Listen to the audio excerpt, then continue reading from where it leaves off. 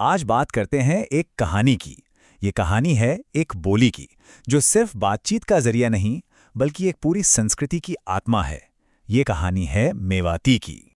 लेकिन इस कहानी में आगे बढ़ने से पहले चलिए एक सवाल पर रुकते हैं।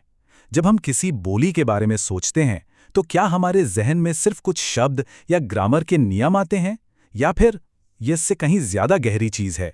असल में कोई भी बोली ना एक पूरे इलाके की धड़कन होती है, वहां के लोगों की पहचान होती है और उनकी संस्कृति का आईना। और मेवाती बोली इस सच्चाई की एक बहुत ही शानदार मिसाल है। चलिए इसकी दुनिया में और गहराई से उतरते हैं। तो पहला पड़ाव घर यानी मेवात क्षेत्र। सबसे पहले ये जानना जरूरी है कि आखिर ये बोली आती कहां से है, इसका घर कौन सा है। और वो घर है मेवात क्षेत्र। तो ये मेवात नाम कहां से आया? ये नाम पड़ा है मेव समुदाय की वजह से, जिनकी इस पूरे इलाके में बहुलता है, जो इस क्षेत्र की पहचान है। और इसीलिए यहां बोली जाने वाली बोली मेवाती कहलाती है। देखिए, नाम और पहचान एक दूसरे से कितने गहरे जुड़े हैं। मेवाती की सबसे खास बात पता है क्या है? ये किसी एक राज्य की सीमाओं में बंधी हुई नहीं है। ये राजस्थान के अलवर और भरतपुर से लेकर हरियाणा के गुड़गांव और उत्तर प्रदेश के मथुरा जिले तक फैली हुई है। ये सही मायनों में एक बॉर्डर की बोली है, जो सरहदों को पार करके लोगों को जोड़ती है। और अगर हम थोड़ा और जूम इन करके देखें, तो राजस्थान में इसका गढ़ साफ नजर आता है। अलवर जिले की किशनगढ़, तिजारा और रामगढ़ जैसी तहसीलों में, और भरतपुर के कामा और डीग जैसे इलाकों में मेवाती बोली की गूंज सुनाई देती है। ठीक है, तो अब हम ये जान गए कि मेवाती कहाँ बोली जाती है। अब आते हैं दूसरे पड़ाव पर, इसकी पहचान, जो कि एक भाषाई पुल की तरह है। चलिए इसके इस अनोखे चरित्र को समझते हैं। ये सिर्फ एक बोली नहीं, बल्कि दो बड़ी दुनियाओं को जोड़ने वाला एक पुल है। अब इस पुल को समझने के लिए इसके दोनों किनारों को देखना होगा। एक तरफ है पश्चिमी हिंदी का बड़ा परिवार, जिसमें खड़ी बोली जैसी भाषाएं शामिल हैं, और दूसरी तरफ है राजस्थानी भाषाओं का समूह, जिसकी अपनी एक अलग बहुत ही समृद्ध विरासत है। और बस यहीं पर मेवाती की असली खूबसूरती और इसकी खासियत सामने आती है। ये इन दो बड़ी भाषाई दुनियाओं के बीच एक सेतु यानी कि एक पुल का काम करती है। इसका मतलब ये है कि इसमें दोनों तरफ की मिठास और तेवर मौजूद हैं।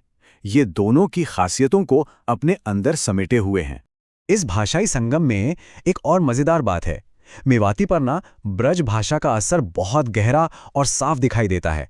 ब्रज भाषा, जो खुद पश्चिमी हिंदी की एक बहुत अहम बोली है, वो मेवाती को एक अलग ही मिठास और साहित्यिक गहराई देती है।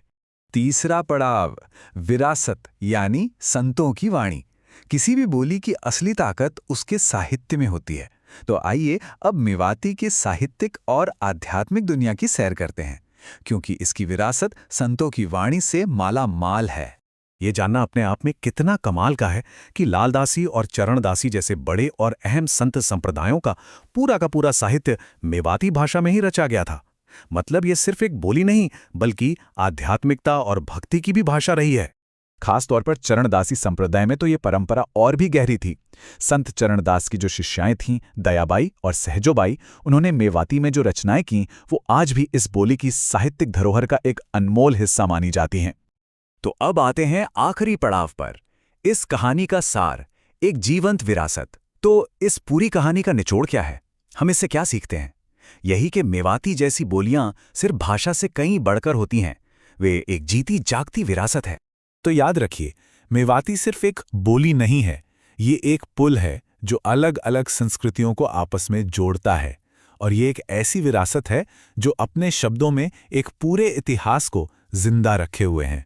और ये बात हमें सोचने पर मजबूर करती है कि हमारे ही चारों तरफ ऐसी और कितनी ही बोलियां होंगी जो खामोशी से संस्कृतियों के बीच पुल बना रही हैं और अपने हर शब्द में इतिहास को संभाल कर रखी हुई हैं।